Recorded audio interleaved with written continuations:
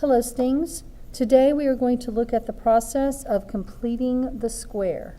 So the first question is why?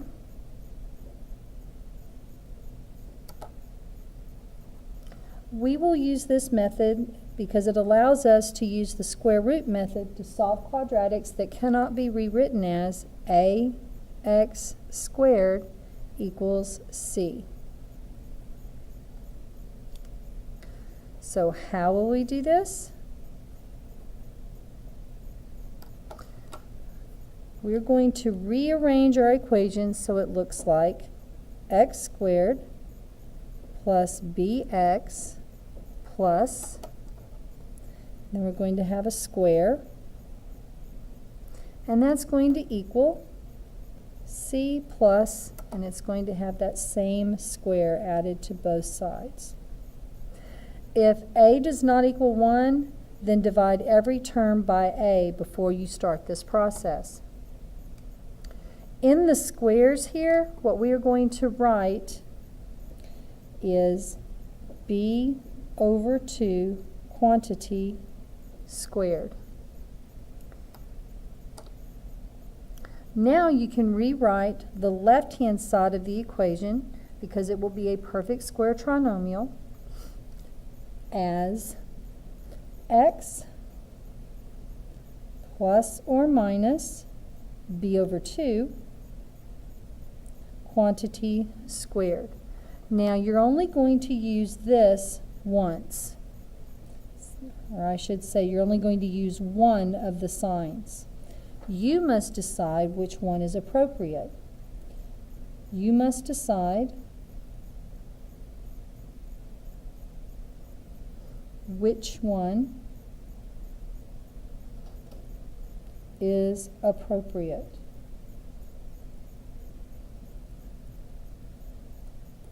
Okay, so do you need the plus sign or do you need the minus sign? That will be up to you.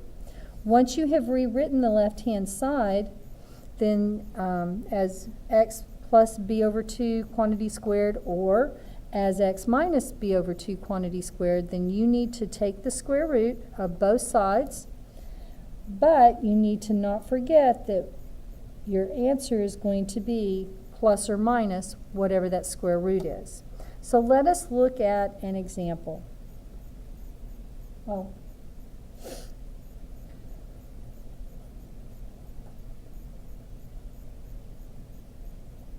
So we are going to use the example x squared minus 12x plus 5 equals 0. So we need to rewrite this as x squared minus 12x plus some square equals c plus some square, and we're going to have to figure out what that square is. So let's go ahead and set up our equation. So we're going to have x squared minus 12x plus, and we're going to have a square here, and that's going to equal negative 5 plus whatever that square is. And we're going to go off to the side here and figure out what that square is. Now how we figure out that square is right here. In the squares that we have right here, we're going to write b over 2 squared. Well, b in this case is negative 12. So if we have b over 2 squared, then what we really have is negative 12 over 2 squared.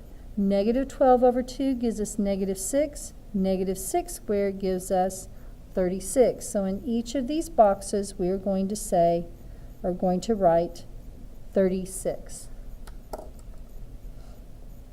We can now rewrite the equation like it says here as x plus or minus b over 2. Well, b over 2 was negative 6, so do we need a plus or a minus here? Since this was a negative, we're going to use negative 6.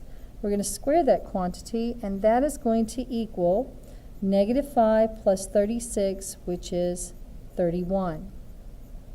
At this point, we can now take the square root of both sides, So we're going to take the square root of both sides. So we had x minus 6, that quantity was squared, and over here we had 31.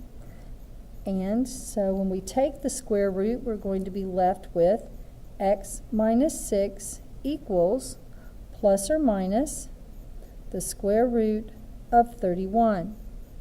Now we need to get that x by itself, so what we're going to do is add x to both sides.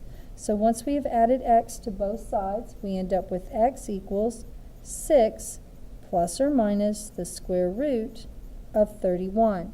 This gives you your two solutions, one being x plus the square root of 31, the other being x minus the square root of 31. So this is the process that we will use for completing the square.